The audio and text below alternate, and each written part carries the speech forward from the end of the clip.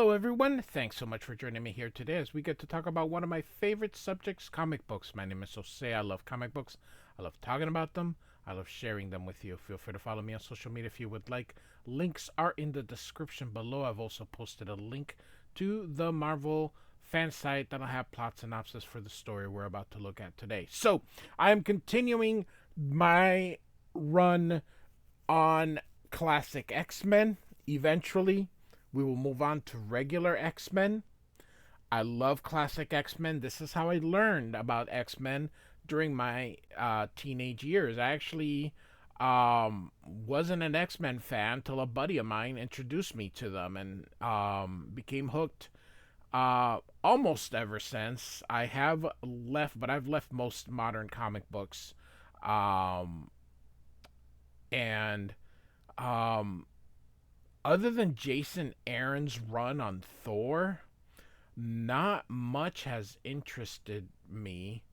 Um, I almost jumped back into X Men when Jonathan Hickman took over, but he left too quickly. He just wasn't there very long, and so I haven't read X Men in years. So, um, the reason I chose classic X-Men is because of all the exposition that is in here. First of all, we get this great cover by Arthur Adams with Kazar and Zabu here, and then the X-Men on the other side. Like I said, classic X-Men was here's an original. Classic X-Men is how I discovered the X-Men. I pretty much jumped into X-Men during the Mutant Massacre. So this issue is going to cover Uncanny X-Men 115, Enter Sauron. Great cover here of Wolverine slashing at Colossus with Storm. So it tells you some of the things that kind of gives you a plot synopsis here in this paragraph. Then it tells you about the new pages, kind of why it's in there. Phoenix grief over Cyclops, presumed death, adding additional material foreshadowing the upcoming Dark Phoenix saga, and then a backup set during X-Men 115 features a shy, respectful Colossus challenged by the more relaxed customs of the Savage Land women. So, a later X-Men annual reveals that Colossus unknowingly fathers a son with Naril just after the events of the story, who was named Peter and raised as a Savage Land native. So, all right. And then we get the full page of that cover. Byrne and Terry Austin. What a team. Although, I like Terry Austin, but John Byrne inking himself is way better. That's a sweet spot. So this would have been the frontispiece. So this is in the original. You would have had the cover, and then you would have had this part here. So kind of gives you Chris Claremont writes the backup story as well, and then the original story he plots with John Byrne, and then here's just the supplemental material on these 3 pages here. And then John Bolton is the artist for the backup story. He also will provide a backup cover. So this little piece here, again, is by Arthur Adams with Terry Austin.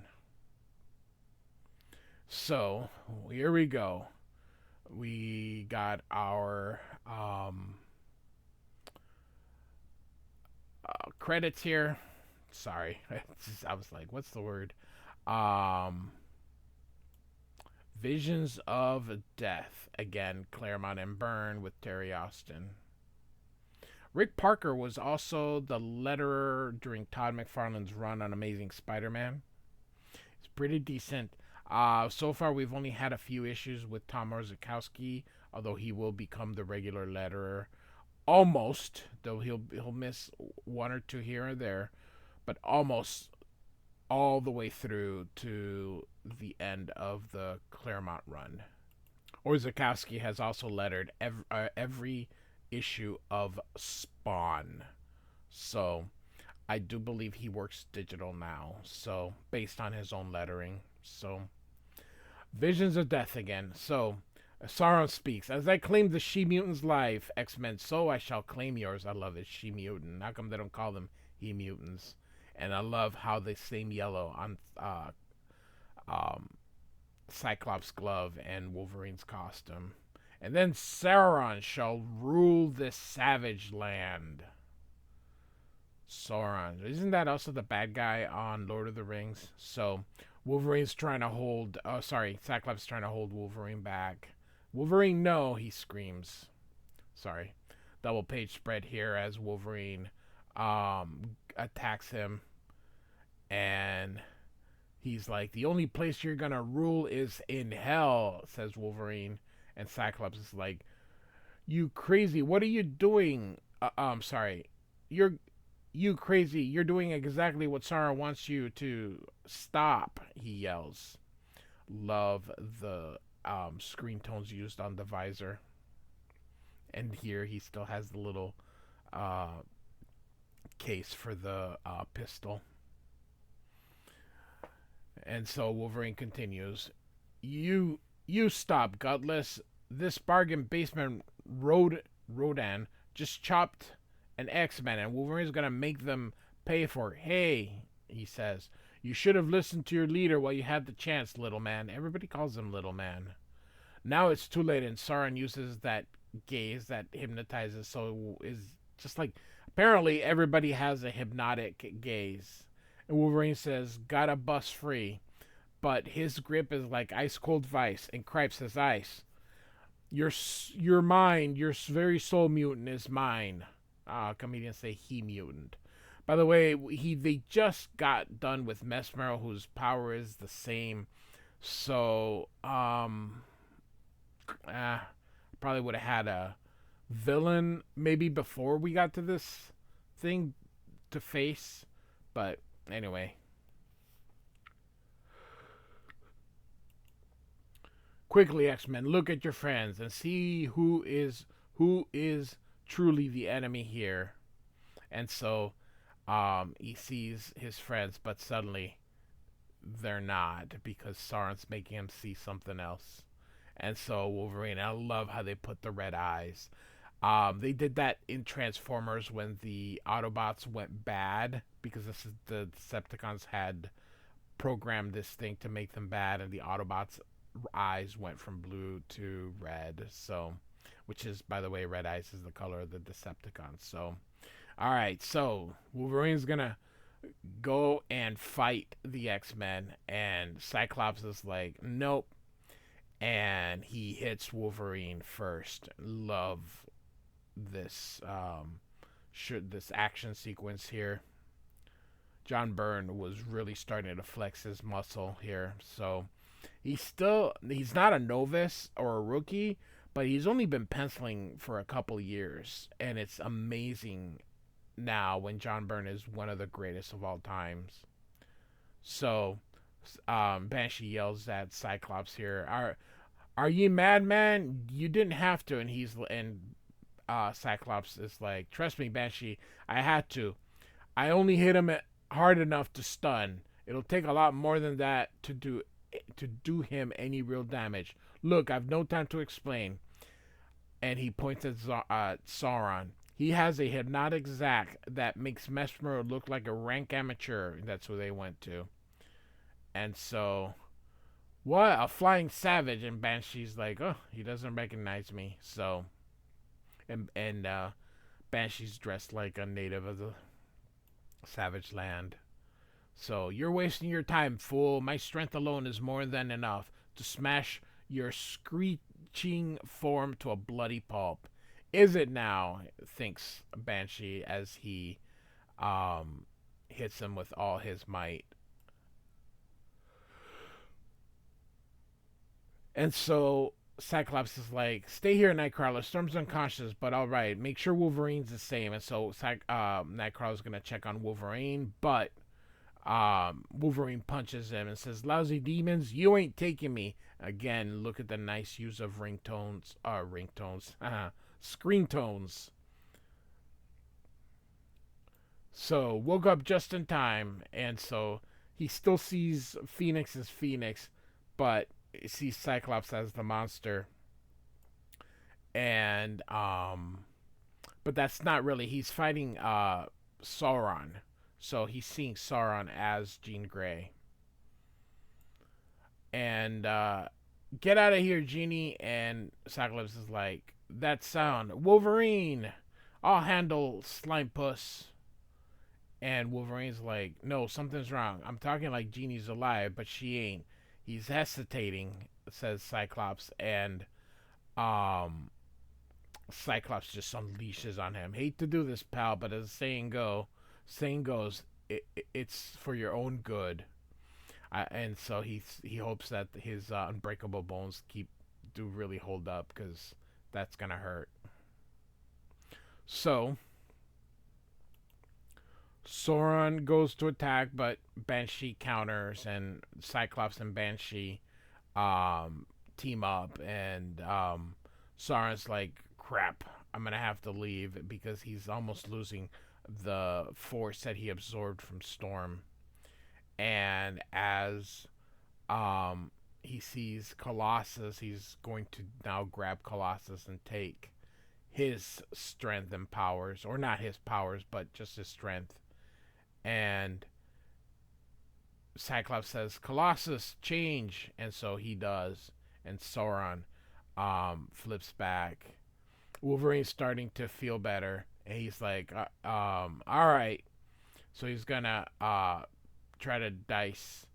And Sauron starts turning into a man. And Wolverine doesn't care. He's like, any last requests? And here comes Kazar and says, stop, release my friend Carl Lycos, Costume One, or face the wrath of Kazar, Lord of the Savage Land. This guy owes me, Blondie, he says, but since he's your buddy, I'll be glad to take you and your pussycat too. So, hold it, Kazar, it's me, Cyclops. And he says, I remember you, X-Men. In fact, it was you and your companion, Lycos, and I were on our way to sea. We need your help. Bub, you sure got a funny way of asking it. Cool it, cat. Sorry about that. Had a couple of computer problems here, but hopefully got them figured out. So we're going to the first page of the new supplemental material, and so we're getting some. Chris Claremont looks for any excuse to add more dialogue. So we're at the X Mansion, and Phoenix here is kind of getting clothes out. Whether it's hers or perhaps Cyclops, but I think it's hers. Um, and so looking at the pictures of the X-Men here, and the sense of loss, because she believes Cyclops is dead. She goes, man, she saved the whole universe. How come she couldn't save Cyclops? Of course, Cyclops isn't dead, but they don't know that. By the way, I have a playlist. I don't know if I mentioned it, but I do have a playlist with the X-Men. I've been covering now all with this. There's 20 videos in there. I've been covering every issue, including Classic X-Men 1. There's actually 21 because I believe X-Men 110 was not covered in Classic X-Men, but I did cover that. So anyway, so Phoenix is like, man, I saved the universe and I couldn't save Cyclops, so what's the point of having such power if I can't use it? So and here she kind of pauses, and she enters Professor Xavier's mind. So she's extremely powerful because, of course, Xavier is a very powerful telepath as well. So she goes, his mind, thoughts of me, the X-Men, such sadness. Why the sense of failure? It's not his fault. They're gone. I'm so much more to blame. So it looks like Professor Xavier is not taking the death of the X-Men very well here. And I love the cage. And why is Lilandra in a cage? So, and now he's on kind of seeing what's going on. And Lalandra's in the danger room, and so um, she needs to get out because she feels like she's trapped in everyone's mind. Love the screen tones here. So um, she goes, "My God, I was out of control. I couldn't stop. I didn't want to, but somehow, same as when I fought Magneto, some kind of psychic circuit breaker." So again, we're getting glimpses of what Claremont plans on doing to the end. This is why classic X-Men is so much better. So she goes, "Without Scott," meaning Cyclops, "who can I turn to? What am I to do?" So, all right. So back in the Savage Land, everyone's gathered here. So Claremont says, "Takes a bit for the hot tempers to cool. Even so, the air is thick with tension." So, all right. So Cyclops goes here. "You said you needed our help, Kazar. We're waiting for an explanation." "The story begins with me," says Sauron. "On the night you and the other X-Men stopped me from murdering the father of the woman I loved. I was mad then, consumed by the evil side of me that is Sauron. To deny that evil, I fled halfway around the world to Tierra del Fuego. I hoped to die there. But Tanya, my dear love, found me first. Rather than survive by taking her life, I tried to take my own." And this was in X-Men 61. "You saw me fall into that seemingly bottomless chasm. You didn't see me land semi-conscious on a small ledge a few meters below the top." And so he made his way into the Savage Land here. Um, then, was it just a few weeks ago, I changed upon a strange procession, priests and acolytes, I thought, led by exotically beautiful woman to a nightmarish temple. "Hear me, O Garok. Hear the words of Zaladane, your anointed priestess. Part of the ancient prophecy has been fulfilled once again. A man from the outside world has come into our land to be touched by the hand of God. Rejoice, O Lord of the Sun, for the time of apotheosis," sorry, I butchered that, "begins to today begins God birth." So Zaladane will be around again. She'll be showing up in the future. Zaladane gestured, and a massive slab rose out of the floor of the temple cave, and a slab with a man chained to it. And so, "This is insane. Listen to me, please. Please, there's been a terrible mistake." "No mistake, Kirk Marchson. You are the chosen one. Be silent now as I dab your breast with blessed oil made from the ashes of him who was our God." "What are you doing? Please, no." And so he goes and she puts this oil on him, and he kind of burns up and ends up as this. "What madness is this? I died, consumed by the starborns, fires that gave me birth. Yet now the petrified man lives." And so they all bow down to him. Zaladane says everyone has missed you, and they all want him back. So I love how you can see these, like, man, the Savage Land. That's pretty cool. By the way, if Earth was so close to Saturn or so close, the gravity would be brutal. So, all right. So, the petrified man is gonna make this city disappear here, and so Sauron continues. "I still don't believe it. Somehow he manipulated a trans-dimensional warp, like a sculptor molding clay. In many ways, my friend, Garak, the petrified man, is indeed like unto a god. The night he was reborn." So, "I was leading an attack on the city of Shinars at that time, So Kazar, by the way, it was like a Tarzan like, so that Marvel could tell Tarzan adventures with a character that they owned. At the time, I thought I and my friends had been transported to the Sheena's dimension, whereas in reality, part of their world had been transported into ours. This was in Kazar number 20 way back then. Um, so anyway, he recounts that the flying sharks, ended up disappearing. He falls.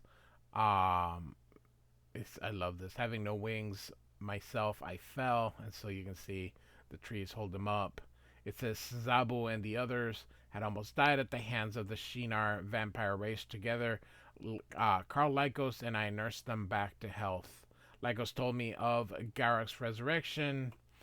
I knew that oh my god, I knew that boded ill for the Savage Land. I really, a lot of times I get thrown off when words continue. I have to pause on my head I can read them faster, but when I'm actually reading them out loud, so I apologize. Um, but I would do nothing until my companions had fully recovered. Alas, by then it was too late. Using slave labor, Garak built a great metropolis in the central lake. He means for all who dwell in the savage land to live there. Those who refuse are slain. A regrettable but necessary step, he says, to ensure the common good.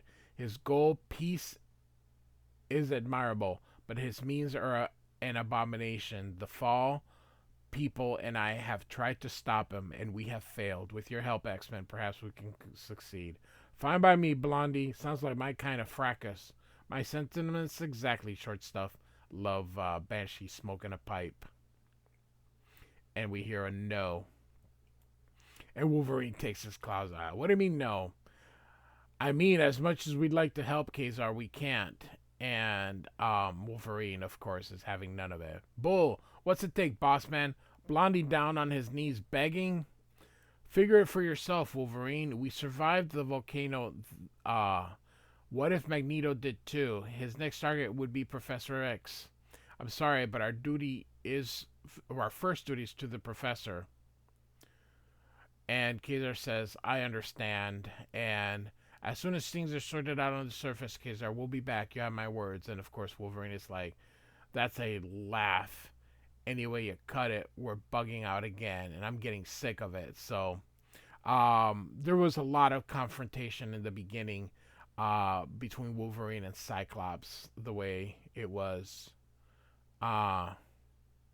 So, dos vidania Neril. And she's like, farewell, my Peter. I will cherish you always. So as they're walking, Storm is like, the trees, everything looks withered as if...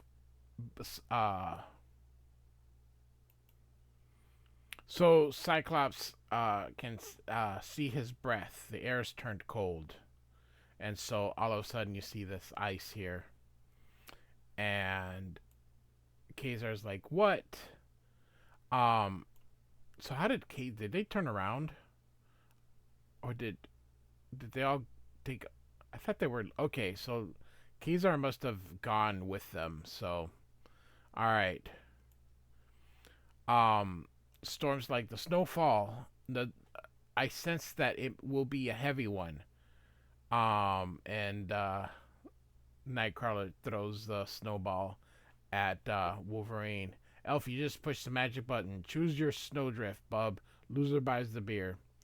And Kazar says, stop. You're playing fools. Don't you realize what is happening? And they're like, it's only a snowstorm, Kazar. They happen all the time. Not here, they don't. Somehow, the sun god has upset the ecological balance of the land and the tropical hothouse effect that has kept the Antarctic cold at bay through the eons. This is no mere snowstorm. For the savage land, it is death.